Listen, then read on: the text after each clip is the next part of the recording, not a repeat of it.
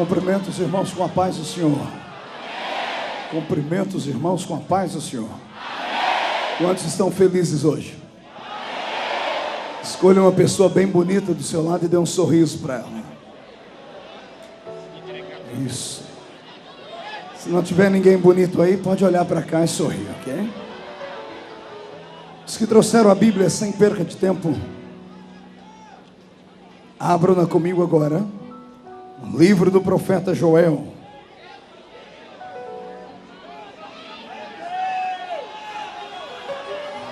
Joel, capítulo de número 2, a partir do versículo de número 23. Grande é o Senhor.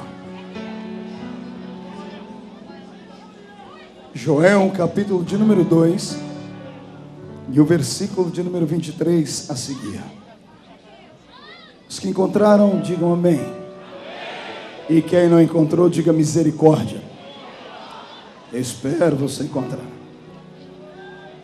Joel 2, 23 a seguir está escrito assim: Alegrai-vos, pois, filhos de Sião, regozijai-vos o Senhor vosso Deus, porque Ele vos dará em justa medida a chuva, fará descer como outrora a chuva temporã e a seródia.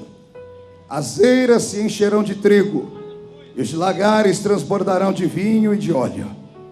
E restituir-vos-ei os anos que foram consumidos pelo gafanhoto migrador, pelo destruidor e pelo cortador. Meu grande exército que enviei contra vós outros. Comereis abundantemente e vos fartareis, e louvareis o nome do Senhor vosso Deus, que se ouve maravilhosamente convosco, e o meu povo jamais será envergonhado. Sabereis que eu estou no meio de Israel, e que eu sou o Senhor vosso Deus, e não há outro, e o meu povo jamais será envergonhado. E acontecerá depois disto, que derramarei do meu espírito sobre toda a carne. Vossos filhos e vossas filhas profetizarão, vossos jovens sonharão sonhos, os vossos velhos sonharão sonhos, e os vossos jovens terão visões. Sobre os servos e as servas daquele dia derramarei do meu espírito, mostrarei prodígios do céu, na terra, sangue, fogo e colunas de fumaça. Feche a Bíblia, coloque no banco, coloque na cadeira, coloque no chão. Pegue na mão de alguém aí do seu lado. Aperte a mão do irmão com carinho até ele falar aleluia. Pentecostal que não faz barulho está com defeito de fabricação. Glória a Deus. Os que estão assentados eu convido a estarem de pé. Aperte a mão do seu irmão aí de novo. Antes de orarmos, diga para ele: só saia daqui depois que você transbordar. Entendeu a mensagem? Feche os olhos e vamos orar. Pai das luzes, eu te exalto, eu te glorifico. Te glorifico porque na noite deste dia o Senhor mais uma vez preparou um banquete para a sua igreja. Na qualidade de garçom nessa noite, Pai, daquele que vai servir a sua igreja com muito carinho, ó Deus, eu quero lhe pedir: farta o seu povo nessa noite. Dá-nos um alimento tão substancial que tenhamos força para caminhar mais 40 dias na sua presença. Senhor, enquanto eu estiver ministrando, o Senhor tem liberdade para curar, para batizar com o Espírito Santo e para mostrar os prodígios que só tu fazes. E antes que eu comece a ministrar a sua palavra, eu lhe faço os dois pedidos que costumeiramente tenho feito.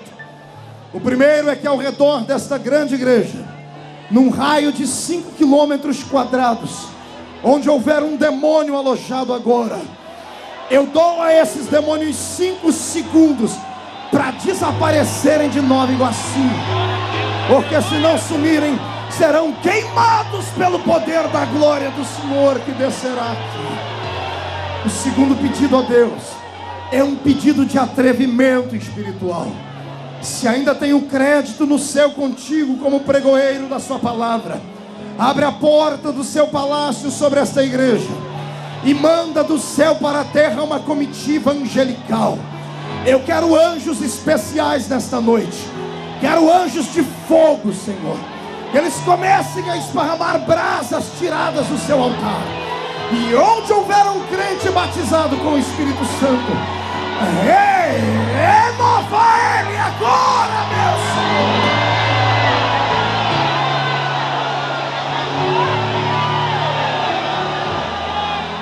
Tu és Deus.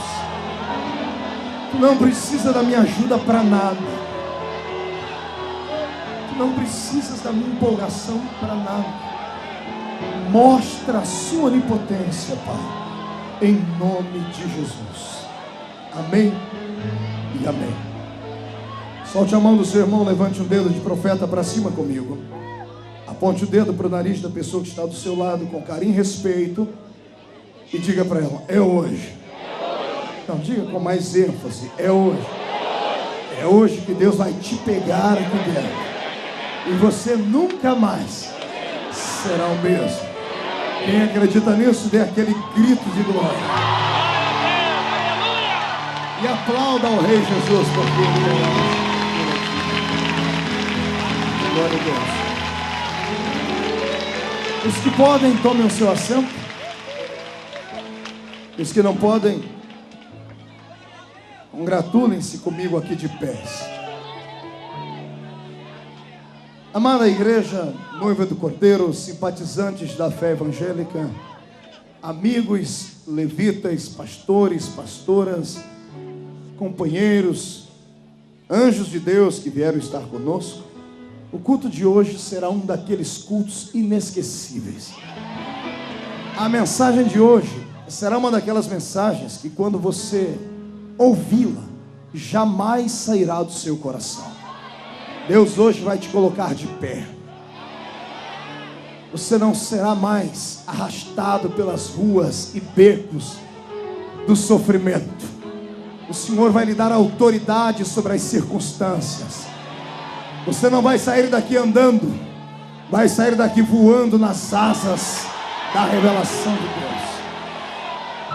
Só os que acreditam nisso, só para empolgar o coração desse pregador, dê mais um grito de glória ao nome do Senhor Jesus.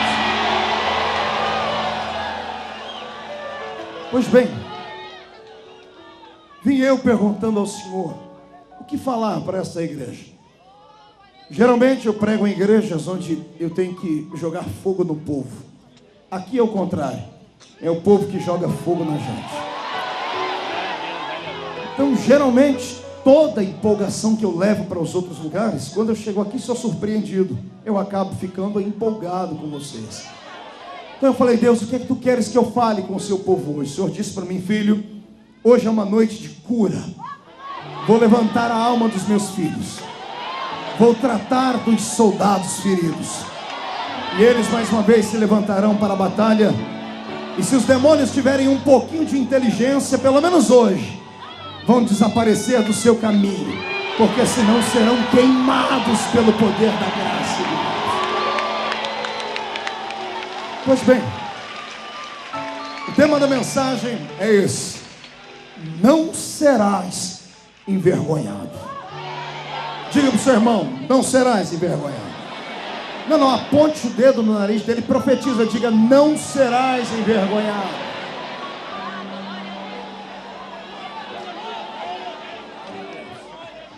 Queridos, percorrendo a terra, caminhando ao lado de igrejas, lidando com seres humanos, aconselhando pessoas pessoalmente, por telefone, por carta, pela internet, cheguei a uma conclusão triste. Não há nada pior na vida de um ser humano do que ele se sentir pior do que o outro ser humano que está do lado dele. Não há nada pior na vida de uma pessoa do que ela saber que dentro dela existem complexos tão grandes, capazes de fazê-la andar sempre de cabeça baixa e achar que as bênçãos, as possibilidades e as motivações são apenas para os outros e nunca para a vida dela. É horrível sentar perto de pessoas que tiveram a sua alma maculada, o seu caráter deteriorado, as janelas que constroem os seus pensamentos fechadas. De estar do lado de pessoas que caminham conosco, que estão do nosso lado, mas que por causa de palavras liberadas por pessoas que nem sabiam o que estavam dizendo, conseguiram destruir a estima e a autoestima que a pessoa tinha. Não há nada pior do que você ter complexos de inferioridade e se sentir um lixo, se sentir o verme do carrapato, se sentir uma coisinha insignificante, saber que veio para dentro da igreja, olhar do seu lado e enxergar um monte de cisnes e você sempre se sentir um patinho feio. Não há nada pior do que você andar pelas ruas da cidade, mesmo sabendo que é crente, tem a autoridade de Deus na sua vida, ver o ímpio, o miserável, o desgraçado, ter uma vida aparentemente falando melhor do que a sua, do que ver o seu inimigo de pé, sorrindo, e você sempre lá embaixo, acabrunhado, entristecido. Não há nada pior para um ser humano do que ele olhar para o espelho e sentir raiva daquilo que vê, e nas caladas da noite, nas suas orações, ao invés de adorar a Deus, dizer assim: Deus, encurta o meu tempo de vida, não dá para o Senhor me tirar da terra, parece que eu vim para esse mundo só para sofrer. Ainda semana passada eu sentava com alguém da minha família, ou da família da minha esposa, e uma pessoa me contava a história de uma mulher da família dela, que desde criança, nasceu sofrendo, cresceu humilhada, morreu envergonhada, e parece que a existência dele não teve nenhum tipo de sentido. E quando eu comecei a perceber que tudo isso não passa de uma trama de Satanás, quando Deus revelou ao meu coração que existem espíritos malignos que não provocam vício, que não destroem casamentos, mas que trabalham na alma, no sentimento das pessoas, que fazem as pessoas se sentirem coisas pequeninas, fazem as pessoas se sentirem infames, fazem as pessoas se sentirem incapazes de conseguirem qualquer coisa. O Senhor me disse: filho, eu vou lhe dar uma espada na mão, e você vai lá na igreja em Nova Iguaçu, no Rio de Janeiro, e vamos cortar esses demônios e mandá-los para o limbo do inferno. Primeiro, porque nenhum daqueles que vieram aqui me ouvir e são salvos em Jesus podem ser envergonhados, porque a palavra me garante, o Senhor disse: o meu povo não será envergonhado. Você não nasceu para ser cauda, você nasceu para ser cabeça. Você não nasceu para ser tapete, você nasceu para voar e voar acima das altas nuvens. Eu profetizo que a partir de hoje, todos os demônios que vinham sobre a sua vida em forma de um grande chapéu mexicano, sabe aquele sombreiro grande que vem em cima da sua cabeça de tão pesado que te faz andar de cabeça baixa, o Senhor manda dizer que esses demônios vão sair daí de cima e vão virar a sola do seu sapato. Você vai pisar sobre eles, porque Deus te deu autoridade. Quem acredita nisso, por gentileza, dê um grito de glória bem forte ao nome do Senhor.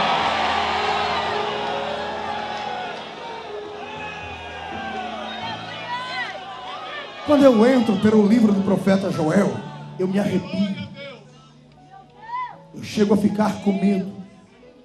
Quando eu começo a entender a teologia do livro do profeta Joel, eu fico com temor a Deus, porque Joel profetizou em uma época negra, em uma época difícil. Israel havia cometido 1 milhão de pecados, haviam se afastado de Deus, haviam trocado a glória imarcessível do Deus que fez os céus e a terra por coisas corriqueiras, naturais e materiais. Deus aceita qualquer coisa na vida de um ser humano. Deus até aceita você entrar aqui dentro, ficar com essa cara ranzinza, fechada, feia. Deus até entende quando você não está bem, não está legal, quando você está dando patadas em todo mundo. Deus aceita você questionar algumas coisas dentro da fé onde você está, os dogmas da sua igreja. Deus aceita, às vezes, que você tenha até algum tipo de atrito entre o irmão que está do seu lado, embora ele não goste. Porém, ele aceita porque ele é pai. Mas tem uma coisa que Deus não aceita, é te repartir com mais alguém. Nisso, ele é ciumento. Ciúmes de Deus é grande. porque você é a melhor coisa que Ele fez na terra. Você é a coisa mais querida que Ele tem. Quando Deus olha todos os dias de manhãzinha e vê você dormindo, Ele não espera a hora de você acordar. Ele abre as janelas da eternidade, põe as duas mãos em cima do seu rosto e fica olhando para você, esperando você acordar, bocejar, ir lá no banheiro, fazer a sua higiene pessoal, ou talvez antes disso, se jogar no chão, dobrar os joelhos e dizer assim: bom dia, papai do céu, me guarda, porque hoje vou ter um dia de bênção e de graça. Deus espera ansioso que você não se sinta um lixo. Deus espera que você se sinta como um príncipe, como uma princesa, como alguém que nasceu para mudar uma geração, como alguém que nasceu para andar de cabeça erguida. Deus não quer que você se sinta como um mendigo espiritual que sai correndo atrás de profetas aqui, ali e acolá, que fica caminhando pelas ruas da cidade, fazendo hora extra na igreja dos outros, em busca de algum tipo de misericórdia humana. Não, Deus espera que quando você ande pelas terras dos viventes, você levante a cabeça, olhe para cima, e se alguém quiser uma profecia, que venha até você, que se alguém quiser ser abençoado, melhor, até a bênção, se quiser ser abençoada, vai ter que hoje arrumar um jeito de correr atrás de você, porque você nasceu para este tipo de vitória. Concorda comigo? Mão direita para cima, bate no peito, bate, mas bate forte. Olha para o seu irmão e diga assim: eu não vou ser envergonhado mais. Diga: sou filho de Deus, herdeiro do Altíssimo, príncipe do Senhor e embaixador do reino de Deus na terra. Diga para o seu irmão: me respeite, porque eu sou abençoado. Querendo que você diz, então tira o pé do chão só para adorar.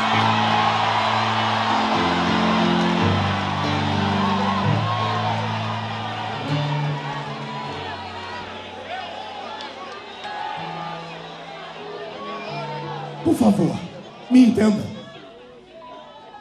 A maioria das lutas que vem sobre a nossa existência, sobre a nossa vida, a maior parte das humilhações que nós passamos na carreira com Deus, é porque em algum momento da nossa caminhada trocamos Deus por coisas simples e naturais. A vergonha e a humilhação só vem sobre a nossa vida quando nós transgredimos a lei, quando nós burlamos os mandamentos de Deus, quando nós trocamos Deus por outro tipo de deuses. Pastor, olhe para mim, eu vim à igreja, estou de pé, já faz 2 horas, e como nós conhecemos o Senhor, só vai pregar mais umas 4 horas. Nós estamos aqui provando que nós amamos Deus. Então, por favor, como você sabe que eu sou profeta, prepare o lombo, porque eu vou lhe dar algumas cajadadinhas, só para você entender algumas coisas. A minha geração só é crente nas alturas. A minha geração só tem louvores a Deus quando está lá em cima, perto do Senhor. Aqui dentro, aqui é um lugar alto, e quando estamos perto dele é fácil adorá-lo. Mas Deus não quer que você o adore apenas aqui. Deus quer que você o adore lá fora. Deus quer ver se você pode adorar Ele nas regiões baixas. Deus quer ver se você tem coragem de assumir esta fé pentecostal verdadeira que você tem, quando você está diante do ímpio, lá numa vida que nós não conhecemos, mas que você conhece muito bem. Nós, a minha geração, troca Deus, sim, senhoras e senhores. Trocamos a adoração a Deus por coisas fúteis e banais. Por exemplo, para você vir à igreja 2, 3 vezes por semana, é um Deus nos acuda. Só o Senhor sabe como o Espírito Santo tem que trabalhar para lhe trazer. Algumas igrejas têm que colocar um carro para ir te buscar. O teu discipulador tem que pegar uma moto, pagar um táxi, alugar uma van para te trazer para dentro da igreja com esforço, para você chegar aqui dentro e ficar com essa carinha de santo, que de santo só falta ter aquela auréola em cima da cabeça. Ah, mas se fosse para ir assistir o show do Zezé de Camargo e Luciano, do Daniel, do Leandro Leonardo, da Kelly Key, se fosse para você participar de um show para ver os artistas globais, você iria a semana inteira, você pagaria do seu bolso para ir, faria coisas que até nós duvidamos, porque afinal de contas são coisas materiais, mas para Deus é tudo com muita dificuldade. Não me venha dizer que você ama Deus acima de todas as coisas, porque você na realidade não ama. Não temos mais 20, 30 minutos por dia de joelhos na presença de Deus. Aí nós sempre falamos: pastor, estamos no século 21, somos estressados, somos empresários, somos funcionários, somos universitários, somos gente que trabalha cedo, temos que fazer de tudo. 20 minutos para o Senhor, que você diz amar, que você diz adorar, não tens, mas tem 2, 3 horas para sentar em frente da televisão, para assistir América, para assistir filminhos do Jean-Claude Van Damme. Tem tempo suficiente para fazer tudo, menos para adorar o Deus que você diz que vive e o ama e está ao lado dele para sempre. Para vir à igreja, num culto de escola dominical, para estar no ensaio de uma oração ou no ensaio de um grande grupo de coral, a hora é muito difícil. Não temos quase oportunidade para isso, temos dificuldade. A nossa agenda parece que ela não tem espaço para Deus, mas todos os sábados e domingos, a senhora e a senhorita, imbuídos no espírito de Patricinha e o senhor no espírito de Mauricinho, uma geração de Barbies e de Brad Pitts de Jesus, passam a semana toda dentro do shopping center, subindo escada rolante, descendo escada rolante, assistindo filme, comprando roupas de grife. Tem tempo para tudo, mas para o seu Deus tem um tempo pequenino. Aí entra aqui dentro, fica com essa carinha aí, pedindo assim: Deus não me ama, Deus não me ouve. Ele diz que me ama, mas não me ama. Amado, por favor, tome vergonha na sua cara e pegue esse amor que você tem por Deus e coloque acima de tudo, coloque acima de qualquer coisa, e você verá que você nunca mais será.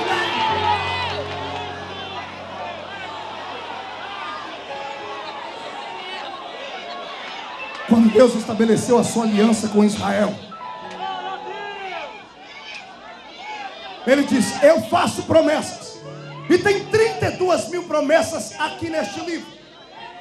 Só que o Senhor diz: eu condiciono essas promessas à vossa obediência. Israel era um povo que vivia da agricultura. Era um povo que vivia daquilo que eles plantavam. Durante os 12 meses do ano, eles tinham 6 meses para encherem os seus celeiros.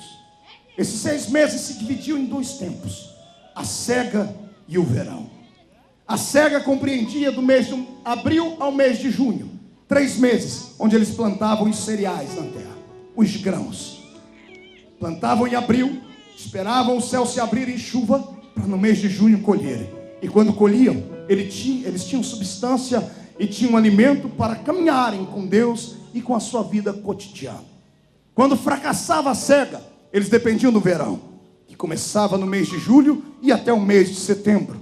E nesta época eles plantavam os frutos e colhiam os frutos cítricos de Israel, as tâmaras e outros frutos mais.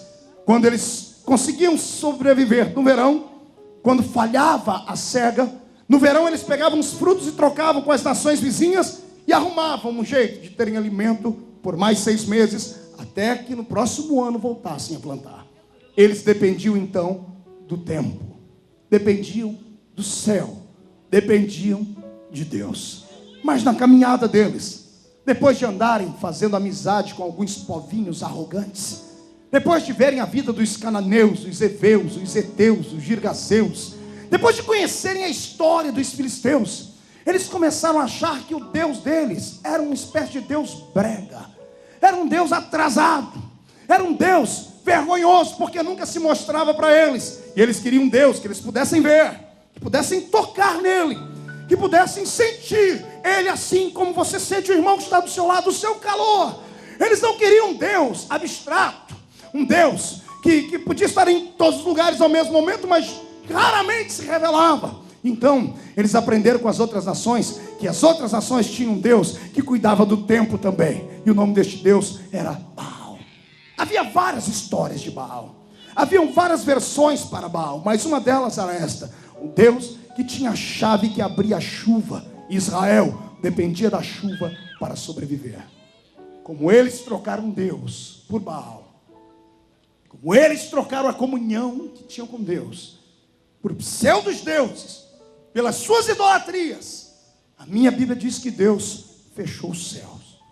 Não bastasse fechar os céus, o pouco da colheita que havia sido plantada e ainda estava em evidência. A história diz que os grãos já estavam a ponto de serem colhidos.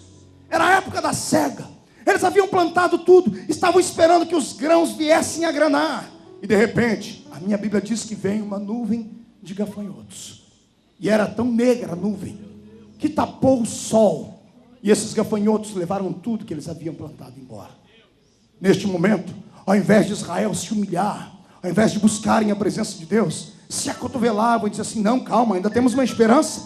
Temos a esperança ainda do verão. Podemos plantar as frutas. E quando plantarmos as frutas, nós vamos trocar com os vizinhos e vamos sobreviver. Aí vinha o profeta Joel e começava a dizer: gente, isso é pecado. Gente, estamos fazendo aquilo que não devíamos fazer. Deus está tocando sobre nós. E alguém dizia: não, este menino, Joel tinha 18 anos quando começou a profetizar, ele é fatalista mesmo. Ele é um ignorante. Ele é fanático. Fiquem tranquilos, o verão vem aí. Aí o historiador Flávio Joséfos diz que isso aconteceu por mais de uma vez, mas começou aqui com Joel. Chegou a época do verão, plantaram as frutas, e na hora de colher as frutas, aí já não tinha mais esses gafanhotos. Aí o que vinha era uma onda de maldição. As maçãs que estavam sobre os pés das macieiras, as tâmaras, os frutos estavam belos por fora, bonitos, mas quando os agricultores pegavam os frutos e na pressão dos dedos para arrancá-los das árvores, os frutos se espatifavam na mão deles e viravam poeira. Uma maldição desceu sobre eles, e agora não tinham mais a quem recorrer. O Baal, que havia falado que daria a eles condições de sobreviverem no alimento, os humilhou. Israel ficou envergonhado. Ficaram envergonhados a tal ponto de não terem o que comer. Nesta hora, e já era tarde para isso, os sacerdotes acordam. Quando os sacerdotes que representavam a religião, a igreja do Velho Testamento, veem que o povo estava transgredindo e eles não os corrigiram, eles correm para o templo e vão sacrificar a Deus algum tipo de sacrifício para chamar a atenção dos céus. E quando entram dentro do celeiro que havia sido guardado para a utilização do sacerdócio, o celeiro estava vazio. Quando foram para o meio do campo buscar o gado para dar de oferta a Deus, para aplacar a ira dele, o gado estava magro. E o Senhor não aceitava um sacrifício desse jeito. Deus queria um sacrifício perfeito. A nação ficou humilhada. Humilhada porque transgrediram. Humilhada porque trocaram Deus por outros deuses. Quando eu vejo esse texto, eu vejo que ele é muito atual. Eu vejo que muitos crentes caminham pelo caminho de Israel. Vejo homens e mulheres que trocam Deus por qualquer coisa e a qualquer momento. Que aqui dentro cantam, pulam, gritam, entram no ministério conosco, mas é só aqui dentro. Seus vasos estão trincados, rachados. Tudo que recebe aqui dentro, antes de chegar em casa, já acabou tudo. A sua vida é uma vida de vergonha lá fora, simplesmente por isso, porque não tem um compromisso de amor de verdade com seu Deus e não o ama tanto quanto diz que o ama, porque se o amasse, abriria mão dos prazeres, abriria mão dos seus pecados, abriria mão das coisas que massageiam o ego, mas que ofendem o coração de Deus, abriria mão desses seus sentimentos mesquinhos, pararia de ser desonesto lá fora, daria um jeito de colocar um ponto final na vida transgressiva que leva fora da igreja. Pararia com esses namoros escandalosos, com esses adultérios desgraçados que ficam na espreita, causando uma nuvem negra que impede Deus de descer sobre a igreja. Parariam de desejar e cobiçar aquilo que não é deles. Se a minha geração entendesse disso, a minha geração se voltaria para Deus. E ao invés de vir para o culto em busca de um show, ao invés de vir para o culto em busca de um culto que massageie o seu ego, ao invés de entrarem aqui pulando e gritando, fazendo algazarra, entrariam aqui com lágrimas nos olhos, se jogando no chão, pedindo perdão, dizendo: Deus, por favor, abre o céu, porque estamos sendo envergonhados e humilhados. Deus nessa noite manda dizer que o tempo da humilhação Ele pode colocar um ponto final, mas para isso Ele quer ver você de volta, se entregar a Ele sem reservas e dar a Ele a melhor adoração que você pode. Nesta noite terá a sua vida mudada aquele que mais gritar diante de Deus. Nesta noite terá a sua vida transformada aquele que tiver condições e coragem de chutar os demônios para fora da sua vida e gritarem: eu quero é Deus. Se tem alguém que acredita nisso, dê um grito de glória e ao nome do Senhor.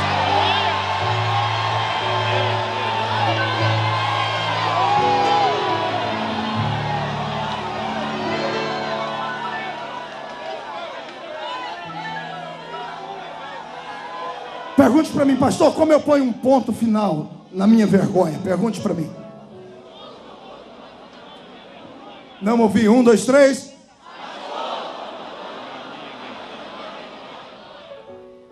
Sendo fiel. Tem uma história na Bíblia, hoje à tarde eu comentei com os irmãos e o Senhor me fez lembrar. É linda. História de um homem que era anônimo em Israel. Passando ele, no momento certo, no lugar certo, ouviu 2 homens tecerem um comentário acerca de um grande rei que se chamava Assuero. E falavam eles em tramas de morte. Neste momento, ele consegue delatar os opressores, e esses opressores foram enforcados. Isso foi colocado num livro que o rei lia toda noite, que era o livro de crônicas. Nesse inteirinho, este homem, que tinha por nome Mardoqueu, ou Mordecai, como você queira, ele continuou a sua vida. Ele era um homem diferente, era pobre, mas tinha honra. Ele não se curvava diante de ninguém, a não ser o Deus de Israel. Ele era fiel. E neste inteirinho o rei levantou um herói na sua terra, que se chamava Amã.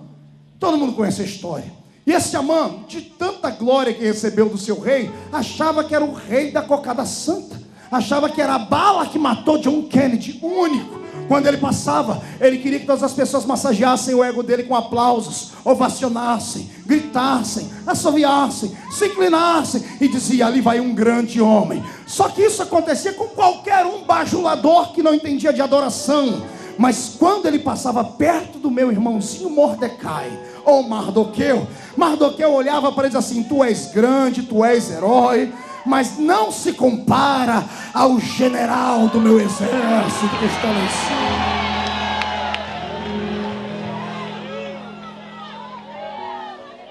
Aquilo incomodou os bajuladores que chegaram nele e disseram assim: Amã, tem um camarada aí que não se curva diante de ti. Ah, mas ele não se curva diante de mim por quê? Porque ele diz que o Deus dele é maior que tu. Amã ficou irado. Arrumou uma trama, sentou com o rei e disse: rei, por que a gente não destrói um povo aí? Que povo? Um povo judeu. Estão crescendo tanto, estão fazendo isso, aquilo. Como ele era um homem em quem o rei confiava, o rei disse: então seja feito aquilo que você quiser. Esse homem amante disse assim: eu destruo os judeus, pego toda a riqueza deles para mim e serei um homem grandiosamente rico. E mais uma vez, ele passa por essa trama perto de alguém e lá está Mardoqueu, que não se curva diante dele de novo. Ao invés de ele vir brigar com Mardoqueu, ele guardou aquilo para si e disse: eu te pego depois, amigo. A sua nação inteira vai sucumbir e vai morrer. Quando a notícia esparramou em Israel, chegou no ouvido de Mardoqueu essa história. E Mardoqueu havia sido aquele que havia preparado o coração de Esther para estar ao lado de Assuero, que foi uma das mulheres mais belas e santas da Bíblia. Ele consegue dar um jeito de falar com ela. Ela manda um recado para ele, diz: mande o povo jejuar e orar, porque eu vou entrar na presença do rei. Faz mais de um mês que ele não me chama. Se eu entrar lá e ele não gostar, ele pode mandar me matar. Mande o povo jejuar. Porém, se morrer, morri. Pelo meu povo eu faço qualquer coisa. Ela se enfeitou, ficou bela. Quando ela passou perto do trono do rei, o rei a viu. O rei ficou apaixonado por ela de novo. Ele ficou de queixo caído. Ele estendeu o cetro da misericórdia. Ela tocou a ponta do cetro e ele disse: me pede, eu te dou até metade do meu reino, Esther. Ele disse: não, eu não quero metade do seu reino. Eu quero que o senhor participe de um jantar comigo. E o rei: é claro que eu participo. E ela mandou o convite para Amã também. E ela fez mais de um jantar para que aquilo se tornasse uma coisa corriqueira, uma inteligência divina. E de repente, quando ela está sentada junto à mesa do rei, numa bela ocasião, este Amã miserável já havia mandado fazer uma forca muito grande, porque a sua mulher havia dito: oh, se esse camarada Mardoqueu não se curva diante de ti, vamos matar ele, vamos enforcar ele, vamos colocar um ponto final na existência dele. Nesse inteirinho, Esther conta uma história ao rei. E o rei fica ouvindo a sua história, porque durante o jantar, no primeiro jantar, o rei participou com aquilo, viu a beleza de Esther, e ele foi dormir. E o jejum do povo tocou o coração de Deus. o rei virava de um lado para o outro na cama e não conseguia dormir. Chamou um dos seus capatazes e disse: me traga um livro para eu ler. Quando ele pegou o livro, de tantas histórias que havia, ele tinha que ler justo a história de Mardoqueu.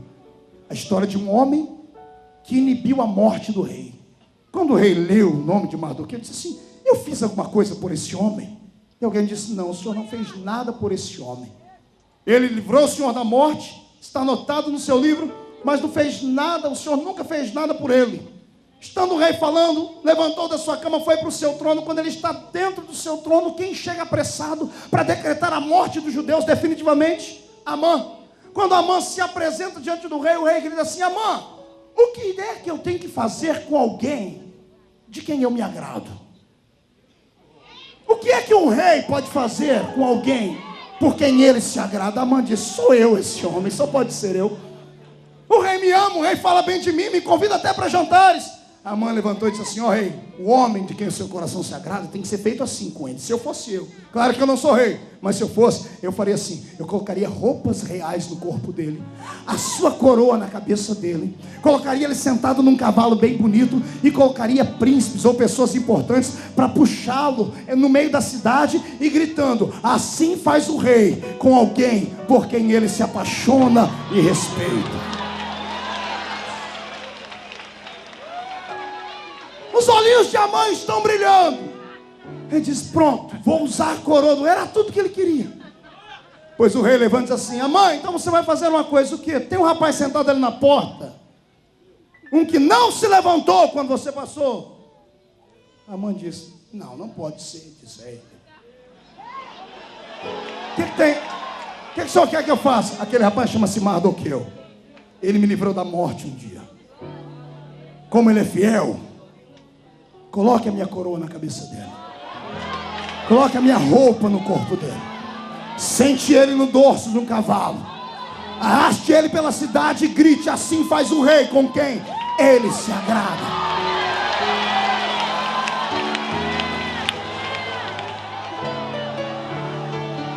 Mão direita para cima. Dê um tapinha nas costas do seu irmão.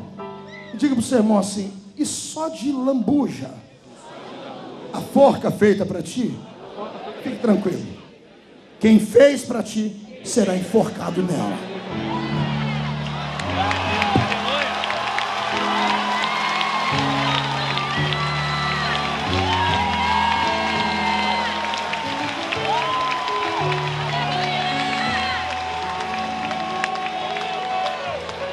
Você não nasceu para ser envergonhado. Só está sendo humilhado e envergonhado porque tem transgredido. Santifica a tua vida, põe o seu altar em dia. Chega em casa hoje, irmão, seja o sacerdote do lar, chama a mulher, chama os filhos, diz assim: vamos colocar um ponto em nossa existência. Ou a gente é crente, ou a gente não é crente. Larga a mão de ficar em cima do muro. Para de ser esse crente meia pataca. Larga a mão de ser esse crente frouxo, morno. Entra na presença de Deus e o Senhor te colocará asas para voar.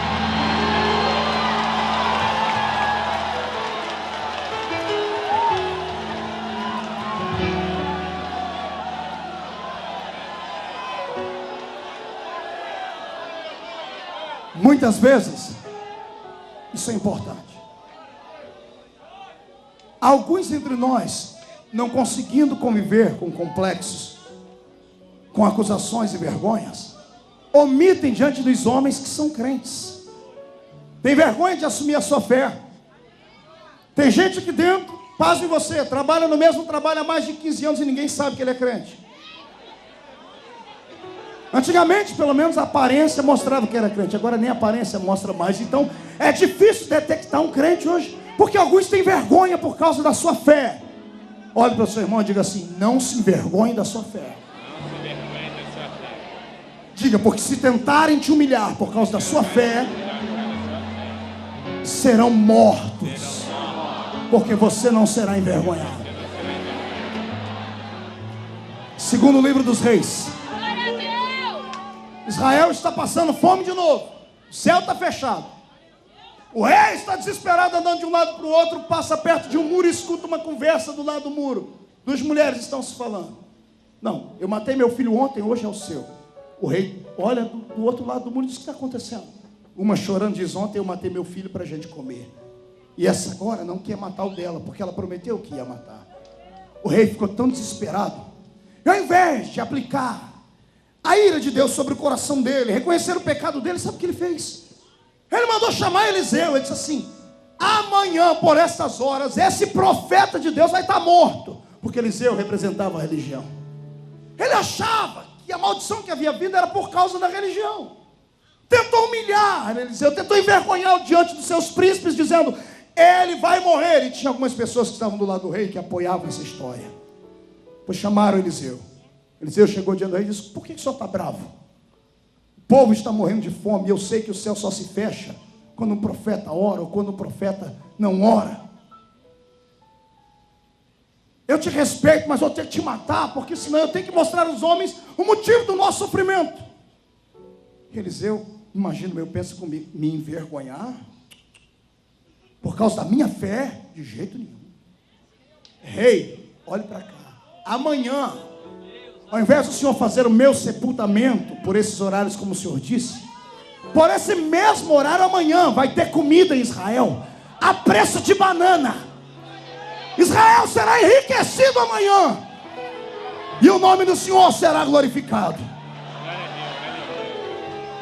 Tinha um homem do lado do rei que olhou para o profeta e disse assim: meu amigo, nem se Deus abrir janela no céu, vai vir tanta comida assim para a gente. Eliseu olhou para ele e disse assim, eu imagino Eliseu dizendo de novo: me envergonhar? Diga para o seu irmão: me envergonhar? Não aceite. Não aceite. Você é crente, mas não é otário. Você é crente, mas não é bobo. Você é crente, mas é um ser inteligente e racional. Não deixe ninguém pisar em cima de... Não deixe ninguém pisar em cima de você.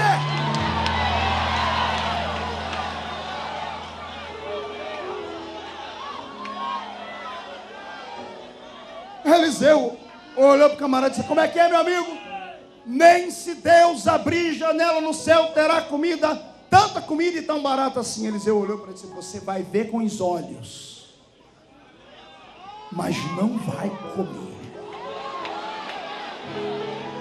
Ah, pastor, o que o senhor quer dizer? Eu quero dizer que a partir de hoje, aqueles que duvidarem da sua fé e da sua religião, aqueles que trabalham com você, estão dizendo assim: cadê o seu Deus, crente? Que fica te humilhando, e você, ao invés de reagir, dizer assim: meu Deus está nos céus, e faz. Ao invés de liberar uma palavra profética, abaixa a cabeça e vai se esconder num canto. Fica com vergonha, depois marca horário com o pastor Marco, com todos os pastores apacentados, e diz assim: olha, na minha vida não dá nada certo, estou sendo humilhado no meu trabalho. Ei, ou coisa ruim, escuta aqui.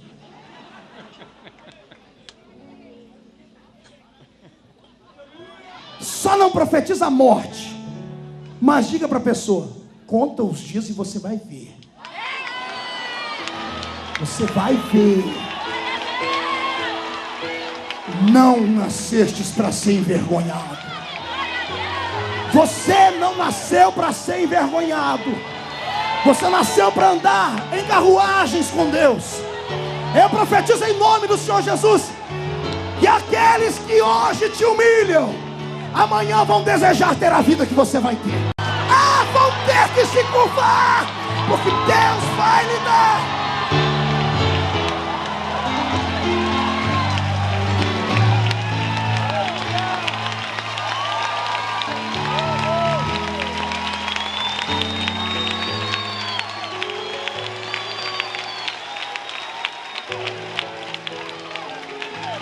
Quando um homem e uma mulher é fiel à sua fé,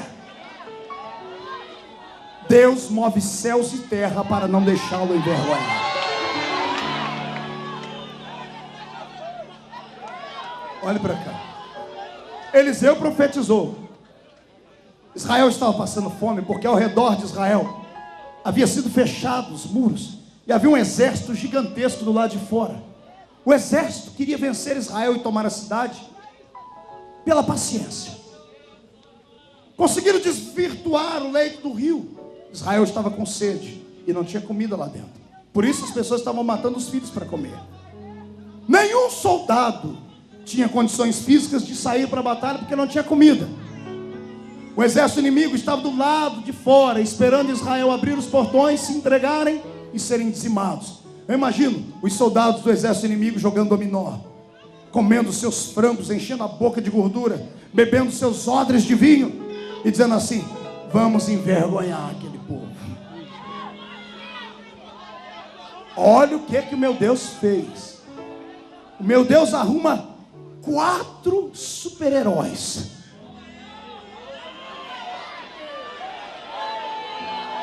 O meu Deus arruma 4 super-homens leprosos.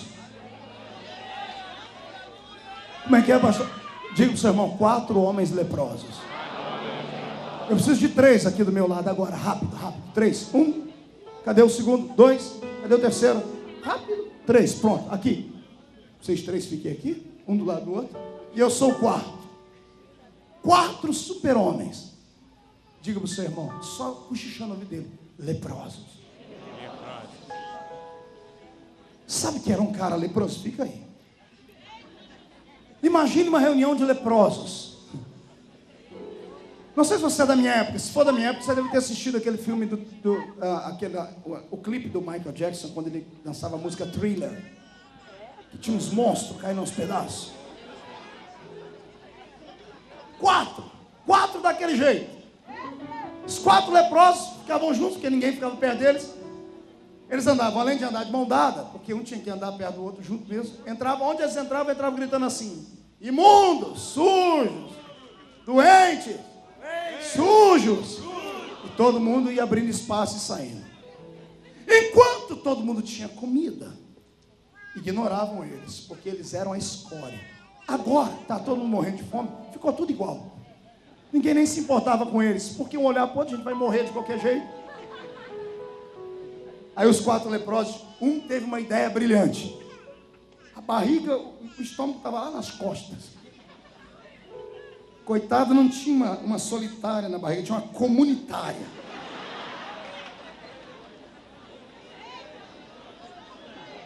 Um tem uma ideia brilhante. Tive uma ideia. Vamos pedir comida lá para o exército inimigo. Os outros aí falaram: você é louco? Pergunta para mim: você é louco? Você é louco? Eu vou perguntar por que você diz: por quê? Vamos morrer. E se ficar aqui, não vamos morrer também? Se ficar, vamos morrer. Se for, vamos morrer. Só que se ficar, a morte é pior, porque nós vamos morrer de fome. Se a gente for lá, pelo menos eles morrem, mas a gente morre ao fio da espada, morre mais rápido. Vamos lá? 4 leprosos. Vamos lá, andando. 4 leprosos. Um sem nariz, braço podre, perna podre. Atrás deles, uma nuvem de mosquito e mosca. E lá vai eles andando, vamos andando. Calma aí, caiu minha orelha aqui. 4 super-heróis. Lá vai os 4.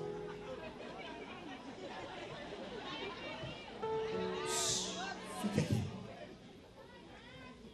Israel morrendo de fome. O exército inimigo dizendo: já humilhamos todo mundo. Acabou, envergonhamos Israel. 4 leprosos, 8 pés podres, andando no chão devagarinho.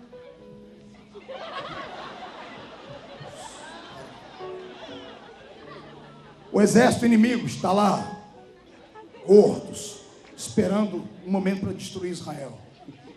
De repente, os camaradas jogando dominó, tabuleiro, a mesa começa a tremer. As tendas começam a chacoalhar. Alguém sente um tremor de terra. Eu acho que um olha e pode dizer assim.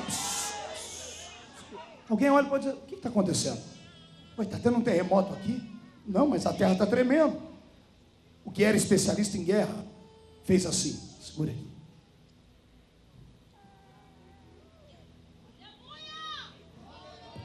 Botou o ouvido no chão. Pergunte para mim: para quê? Para detectar que som era aquele. Ele levanta e gaguejando diz assim: Israel deve ter feito amizade com os exércitos vizinhos, porque eu estou ouvindo cavalos, cavaleiros estão vindo correndo para cá, e pelo trote deles é muita gente. Estamos fritos. Sabe o que acontece? Os inimigos saem correndo a pé, deixam até os cavalos para trás, de tão apavorados que ficaram. Correm embora, porque acham que o exército de Israel estão vindo com 100, 200 mil homens. Daqui a pouco chega os 200 mil homens deles.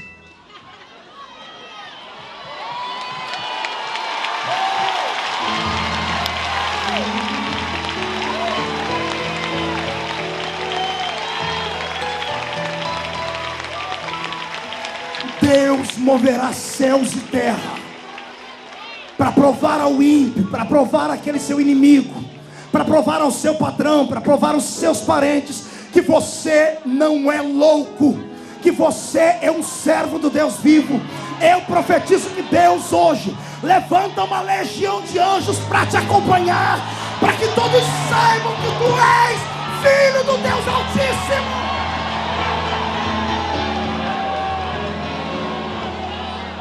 Puxa a barriga, estufa o peito, olha para cima. Para de ficar cabisbaixo. A história não acabou aqui não. Os leprosos entraram, o arraial vazio, disseram: o que aconteceu aqui?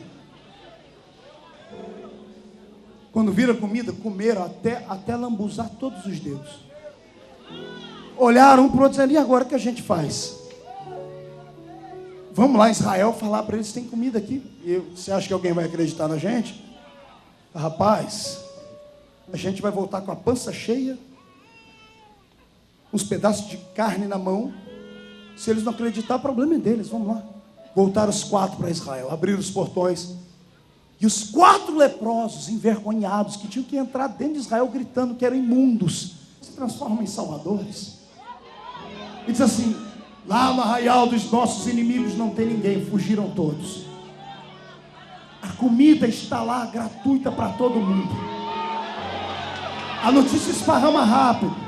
Quando chega, eu imagino o moço que trabalhava do lado do profeta Eliseu dizendo: profeta Eliseu, o senhor não sabe o que aconteceu? Eu sei. Não, o senhor não sei. Mas como o senhor sabe? Rapaz, eu profetizei, eu não vou ser envergonhado. Acredite, eu não sei o que Deus vai fazer amanhã quando você tiver que enfrentar aquele juiz. Eu não sei o que Deus vai ter que fazer amanhã quando você tiver que enfrentar o seu patrão. Eu não sei o que Deus vai fazer amanhã quando você tiver que enfrentar a cúpula ministerial da sua igreja. Eu só sei dizer que é para você ir preparado para um milagre, porque você não será envergonhado.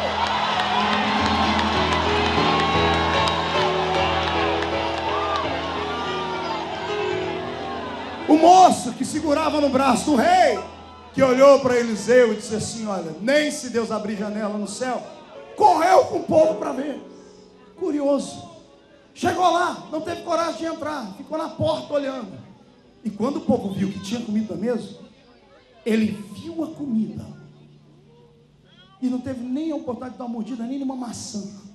Quando ele ameaçou sair do lugar, o povo veio e pisoteou em cima dele e mataram.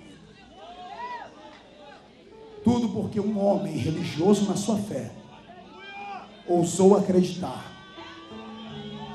de que quem faz a vontade de Deus dentro da sua fé não pode ser envergonhado. Escuta essa. Isso vai virar do avesso agora. Você sabe que eu sou lá da terrinha. Um dia eu fui pregar em Minas Gerais. E eu passei numa cidadezinha. Em Minas tem muitas histórias e histórias. E o pastor me mostrou uma cidadezinha e disse: Marco, você não sabe o que aconteceu aqui um dia. Eu falei: o que, pastor? Veio para essa cidade um missionário. Todas as pessoas que vinham para a cidade já tinham sido mandadas embora dessa cidade, porque o sacerdote romano aqui, ele era bravo, tinha autoridade, expulsava os pastores e os missionários daqui. Mas mandaram um daqueles missionários, sabe, daqueles canela de fogo. Eu acho que devia ser carioca, eu acho. E ele foi para o meio da rua e pegou a Bíblia e começou um culto ao ar livre. Ele e a mulher dele disse assim: está escrito na palavra do Senhor que tudo é possível que crê, venha doente, venha isso, venha aquilo. E começaram a questionar ele: mas é verdade? Ele disse: é verdade, a Bíblia diz que quem tem fé pode olhar para o monte e falar: monte, sai daqui, vai para o outro lado que o monte vai. E ele, pregador pentecostal, fala mesmo. Quando terminou isso, ele foi para a casa dele. Não deu muito tempo, bateram na porta da casa dele. O sacerdote romano da cidade e o delegado, que fazia um conchavo. O delegado com uma carta para prender o irmão. Acusação: propaganda enganosa. Aí o irmãozinho sim falou: o que foi? O que foi, seu vigário? O vigário disse: eu acusei você de propaganda enganosa, que você disse para o povo que quem tem fé pode olhar para o monte, falar para o monte sair do lugar e para o outro. Ele disse: não, mas é verdade, está escrito. O vigário deu um sorrisinho. Assim: então, se é verdade, eu falei com o delegado, para você não ser preso e nem sair escondido à noite, você está vendo aquele morro ali? E tirou ele para fora da casa dele. Minas, é cheio de morro. Está vendo aquele morro? Se é verdade que você pregou, amanhã, até o meio-dia, ele tem que sair do lugar onde ele está e ir para o outro lado da margem do rio.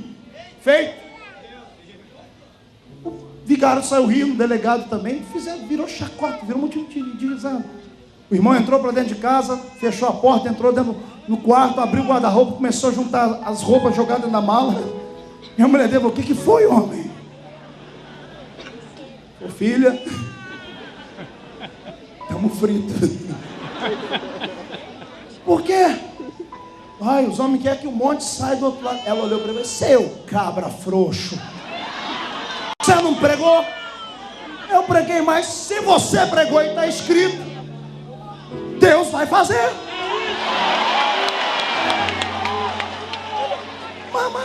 Mas não tem nem mais nem menos. Não seremos envergonhados, porque se envergonharem a gente rasga a Bíblia e volta para o mundo. Se Deus é Deus, Ele vai fazer. Eita, alguns obreiros precisavam ter uma mulher dessa do lado dele, né? Alguns maridos precisavam ter um tipo de mulher dessa do lado dele, né? Pegaram as crianças, sabe, né? Crente não faz família, crente faz tribo. Trocentos filhos entraram dentro do quarto, dobraram o joelho e começaram a orar. Isso era umas 6 horas da noite. O horário era até meio-dia do outro dia. Fecharam a porta, abriram a harpa, cantaram um hino, leram o texto da Bíblia e começaram: Deus, o negócio está sério. A tua palavra diz, e para não sermos envergonhados, alguma coisa tem que acontecer. E o irmão conta que o pastor, a mulher dele orava com o rosto no chão, chorava e gritava. Ele orava também, mas de vez em quando ele levantava a cabeça, olhava pela janela, o morro estava lá: Deus.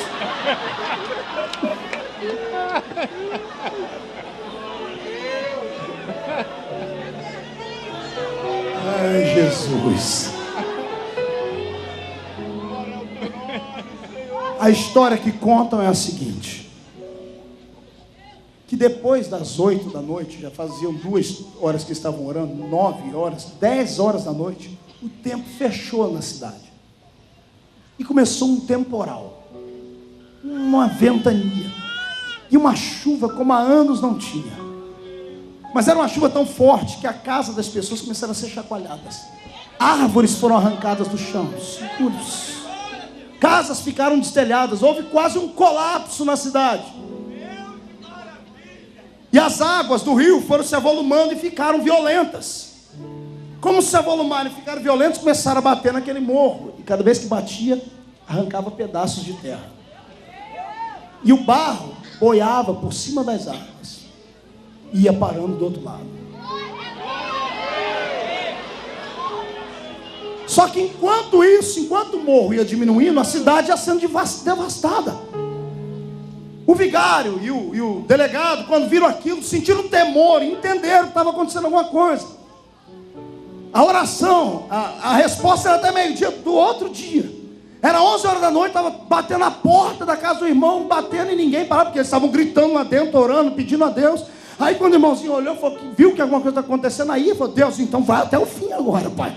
Agora eu quero. E bateram tanto na porta, o irmão levantou com o olho cheio de lágrimas, abriu a porta, estava o vigário e o delegado tremendo: ô moço, o senhor pode parar? Para do que? Não, só pode, nós já vimos, já foi a metade do morro. Só pode. O irmãozinho olhou, o que estava com vergonha disse assim: não, vocês só voltem aqui amanhã meio-dia, porque eu tenho até meio-dia para orar para esse morro inteiro sair daí, porque eu não nasci para ser envergonhado.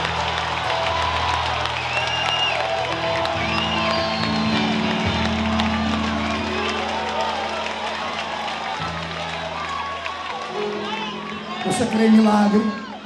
Abra as duas mãos.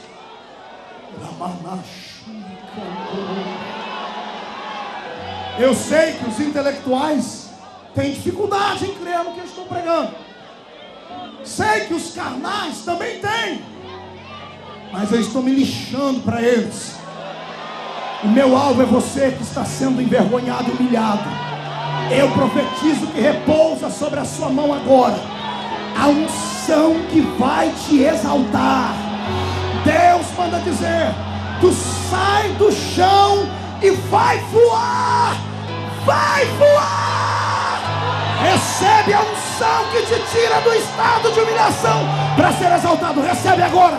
Agora, agora, agora, agora, agora, agora. Fecha a sua mão e glorifique a Deus.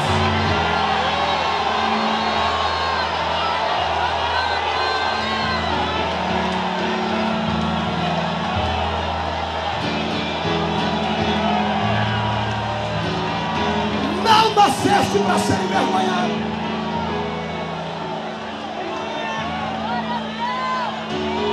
Esse mesmo Eliseu fez uma oração e deixou todo mundo saber. É melhor orar em oculto, diz a Bíblia, mas quando você ora em público, aí você tem que acreditar, porque as pessoas ouviram, então tem que acontecer. Ao invés de ele orar em silêncio, pastor, ele orou em público e disse: ô Elias, eu quero a porção dobrada do teu espírito. Ou seja, quero fazer o dobro de milagres que tu fez. Elias tinha feito 7. Todo mundo ficou sabendo. E as pessoas começaram a acompanhar a vida de Eliseu para ver se os milagres aconteceriam. E não é que o dia que ele morreu só tinha acontecido 13 milagres. Aí os fofoqueiros de plantão, que tem uma língua tão grande quanto a gravata do irmão que está do seu lado, esses infelizes, que você pode fazer 99 coisas boas, mas você fez uma coisa que não deu certo, eles querem te sepultar.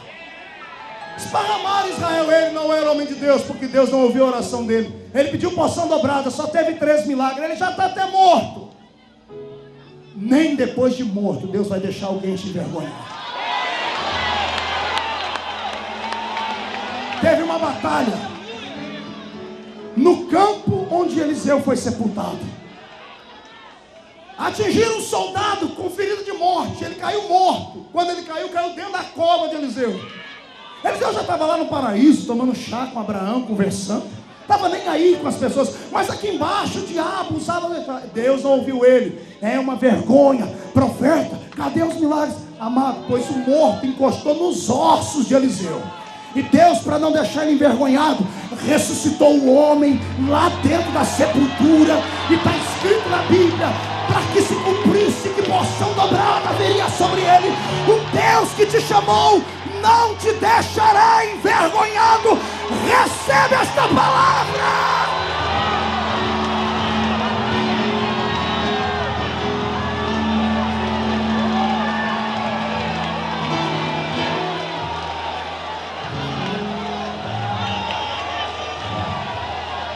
Estou tendo visões aqui. E são visões interessantes. Eu vejo pessoas franzininhas, pequeninas, ficando grandes, volumosas. Eu vejo pessoas raquíticas criando massa, como se estivessem malhando o seu corpo. O Senhor está me dizendo que Ele está malhando o seu espírito. Você vai voltar a crer. Ninguém mais vai te envergonhar.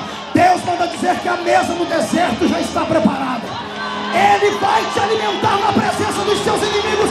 Crentes, saiam do chão para adorar.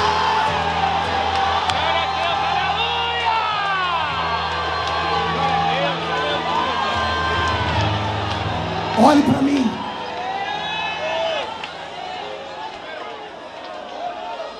O que eu vou falar agora é polêmico.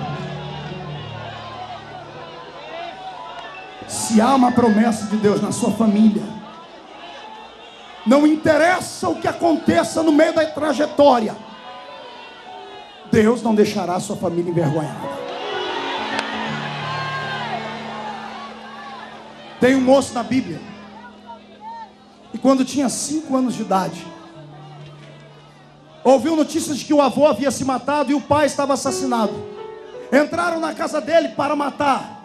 A ama o pegou no braço, saiu correndo. A babysitter, a babá, para que não matasse o menino, ela tentou fazer uma coisa boa. Quando ela subia as escadarias, ela escorregou e caiu em cima das pernas do menino, e ele ficou aleijado.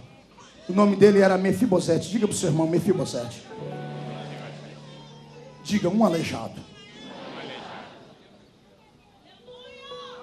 Olha para mim.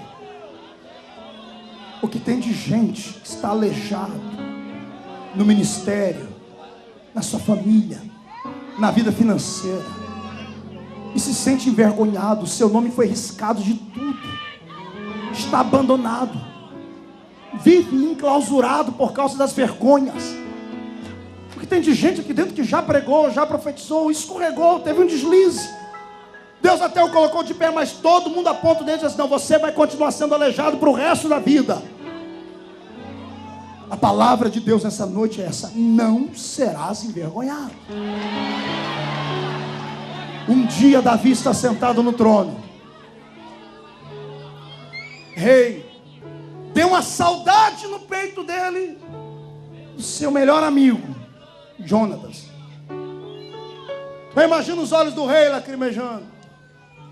Súditos esquecem, rei não. Os homens podem esquecer, mas Deus nunca vai esquecer o que ele falou. Davi levanta a cabeça no trono e diz assim: porventura não sobrou ninguém da família do meu senhor para quem eu possa abençoar? Levanta um lá no meio e diz assim: ô rei, sobrou um. Quem? Um aleijado. Como é? Um aleijado. Qual é o nome desse aleijado? Mefibosete. Filho de quem? De Jonatas. Eu imagino Davi ficando de pé no trono. Calma aí, é filho de quem? Jonatas. Meu amigo? Meu irmão? Eu fiz um pacto de fidelidade eterna com ele. Fizemos um pacto que nunca deixaríamos de nos amar, não importasse a circunstância. Traz um rapaz aqui. Senhor, mas é aleijado. Traga o aleijado aqui. Lá vem ele, todo torto, aleijado. Todo mundo rejeitando ele. Quando ele chega diante de Davi, Davi olha para ele. Eu imagino Davi olhando para o rosto de Mefibosete e lembrando a afeição de Jonatas. Imagina a conversa. Você lembra muito do seu pai. A gente era muito amigo. Pois é, meu rei. Onde você vive, garoto? Abandonado. Tem uma pequena família. Não tem como trabalhar. Deixa eu ver como é minhas pernas. Vivo dos outros que me ajudam.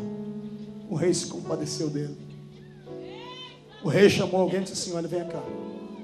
Tudo que pertenceu ao avô dele, tudo que pertenceu ao pai dele, resgate tudo e coloca no nome dele. O aleijado está tremendo. Rei, o que é? Você será um homem rico, porque você não nasceu para ser envergonhado.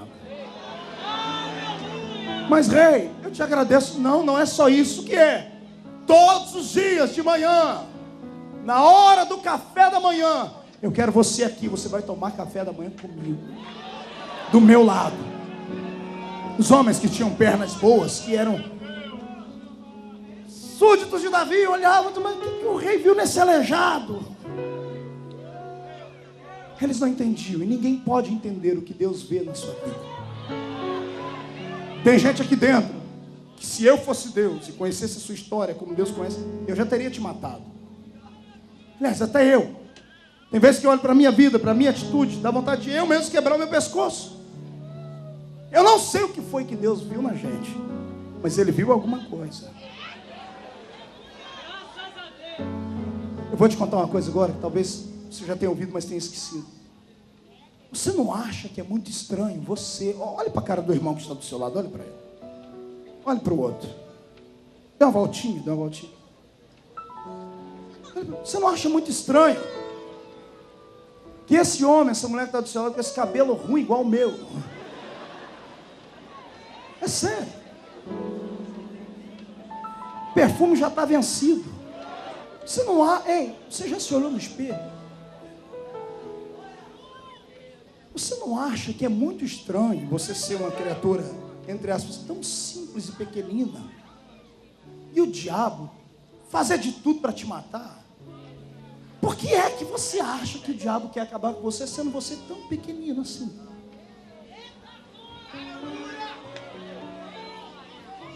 É porque ele sabe, melhor do que você,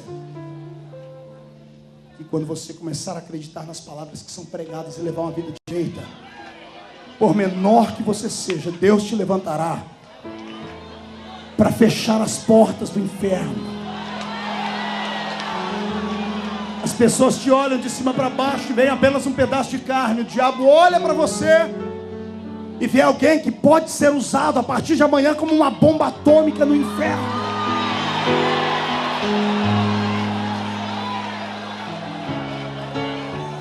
Ah, Jesus, eu estou sentindo a presença dele aqui. Você não será envergonhado, porque toda a vergonha que tu tinhas que passar, Jesus passou por ti lá na cruz do Calvário. Tudo é possível aquele que crê. Você crê, Israel de Deus? Então levante a mão para cima, dê uma rajada de glória, dê uma rajada de línguas estranhas.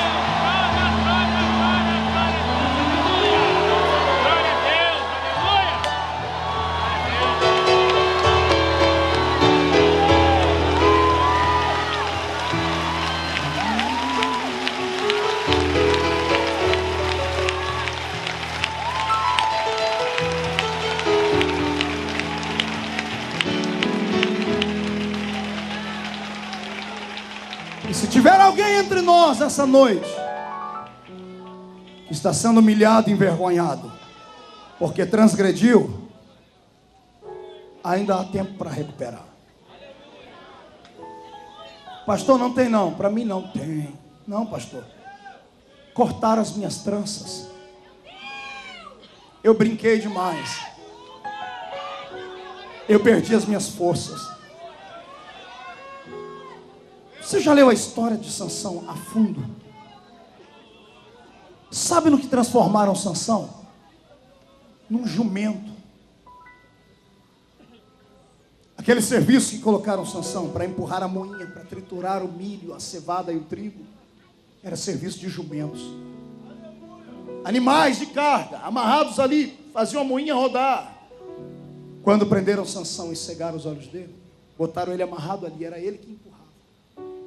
As crianças ficavam de longe olhando, pegavam pedras, papéis, jogavam em cima dele. Os pais e as mães passavam ali. Olha ali o herói de Israel. De herói a palhaço. Envergonhado e humilhado. Porque errou e transgrediu. Cegaram os olhos dele. Aprisionaram o corpo dele. Mas ninguém consegue aprisionar a alma. Deixar a alma dele livre. Ele vai empurrando a moinha todos os dias, vai dizendo: Pai do céu, me dá uma segunda chance. Pai do céu, eu errei. Os meus inimigos estão me envergonhando, estão envergonhando o Senhor também. Eu não me importo mais com a minha vida, Pai, mas eu não nasci para ser envergonhado. Aí a Bíblia vem com um versículo tão forte, tão lindo, e a Bíblia diz assim: e o cabelo de Sansão começou a crescer de novo.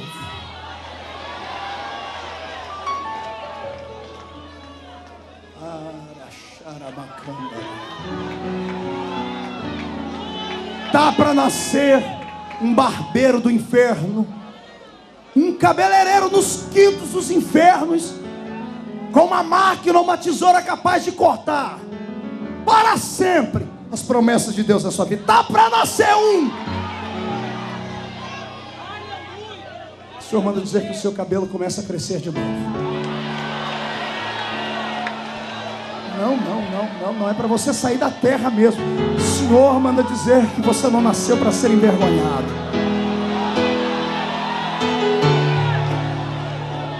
Os inimigos de Sansão se reuniram na arena de Dagon para ver o herói dos judeus ser humilhado, ser um pierrot, ser um palhaço.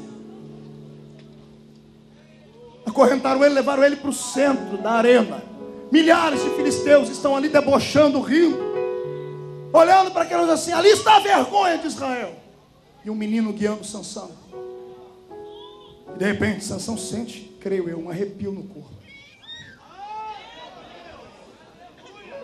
Imagina ele dizendo: Senhor, que é isso? E o Senhor dizendo para ele: voltei para dentro de você.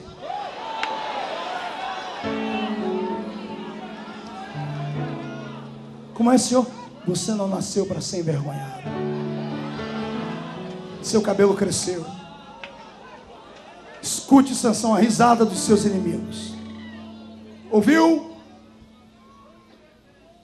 Ouvi, Senhor. Agora o mundo ouvirá o lamento deles. Vai para as colunas do templo. E o menino guia Sansão para as colunas do templo. Cego.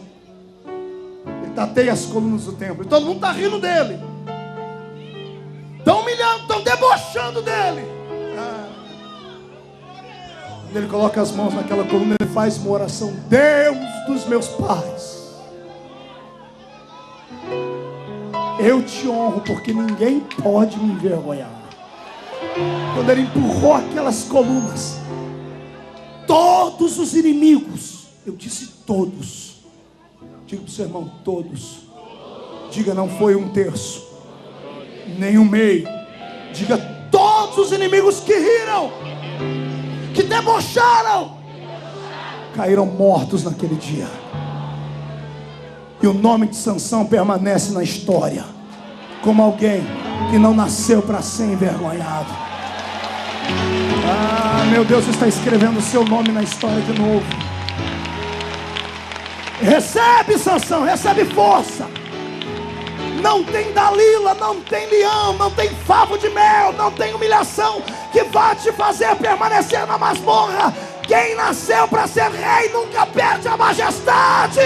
Recebe a autoridade.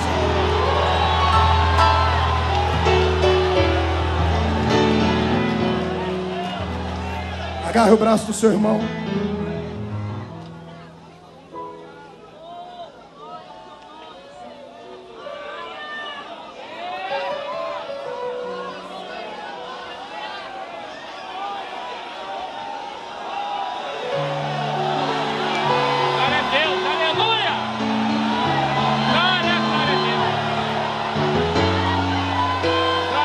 Sabe que grito é esse, Sérgio? É o grito de quem nunca mais será envergonhado.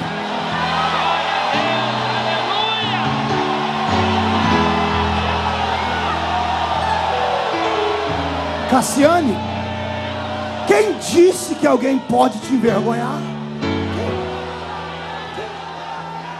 Quem? Onde estão os inimigos que disseram que o pastor Marco Feliciano não iria pregar mais? Onde estão eles?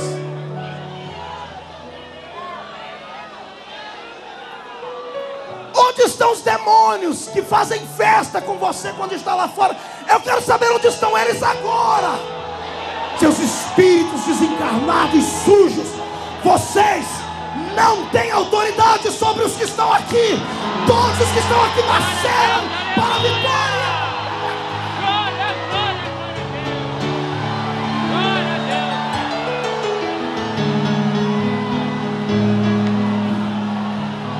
O meu Deus vai colocar um par de luva de boxe na sua mão. O Senhor vai colocar um par de luvas de boxe espirituais na sua mão. Vai sair daqui nocauteando demônios, complexos, enfermidades, maldições, palavras malditas, em nome de Jesus Cristo. Que esta igreja seja cheia agora. Cheia!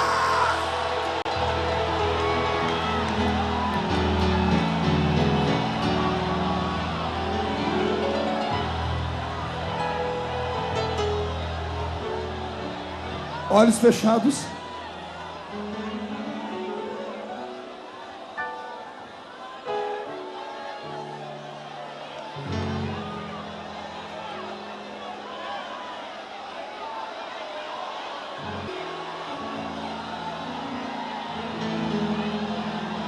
Está vindo uma onda do céu. Os que estão me assistindo pelo telão aí fora, receba o impacto da presença de Deus agora. Os que estão aí na porta assistindo por essas TVs, recebam o impacto desta presença de Deus agora. Os que estão aqui no púlpito, recebam a presença do Deus que vos coloca de pé, na autoridade de Jesus Cristo agora. Agora! Agora!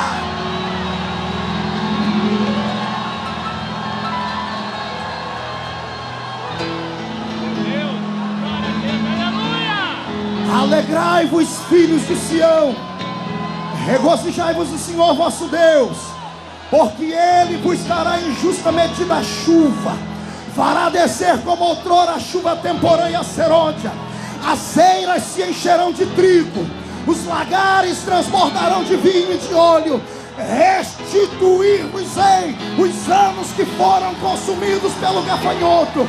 Comereis abundantemente, vos fartareis, louvareis o nome do Senhor. Haverá maravilhas entre vós, não serão mais envergonhados. E acontecerá que depois derramarei do meu espírito sobre toda a carne.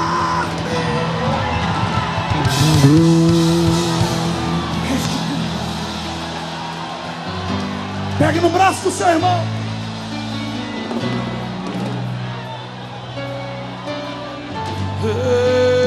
Pegue no braço do seu irmão. O Senhor vai restituir agora a sua confiança. Deus vai restituir agora a sua estima. O Senhor está levantando o seu espírito nessa noite. O Senhor vai restituir. Depois disso, eu quero ver Cassiano cantando 500 graus, Cassiano. Eu quero ver esse lugar ferver. Já deixa o CD preparado lá. Pegue no braço do seu irmão, porque nós vamos planos que foram embora, o sonho que se perdeu, o que era festa e agora é luto do que já morreu. Não podes pensar que este é o teu fim, não é o que Deus planejou. Levante-se do chão, perca o clamor. Restitui, eu quero de volta o que é meu. Sara-me e põe teu azeite em minha dor. Restitui e leva minhas águas tranquilas. Lava-me e refrigera minha alma. Quero ouvir o grito. Restitui,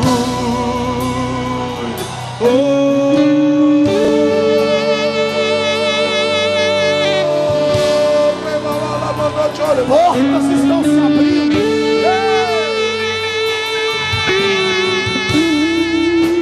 Os planos que foram embora, os sonhos que se perderam, o que era festa e agora é luto do que já morreu. Não podes pensar que este é o teu fim, não é o que Deus planejou. Levante-se do chão, erga o clamor. Restitui, eu quero de volta o que é meu. Sara-me, põe teu azeite em minha dor. Restitui, leva minhas águas tranquilas. Lava-me, Senhor, e refrigera. Recebe essa palavra profética. Oh, e o tempo que roubado foi, não poderá se comparar com tudo aquilo que o Senhor tem preparado ao que clamar. Creia, porque o poder de um clamor pode ressuscitar.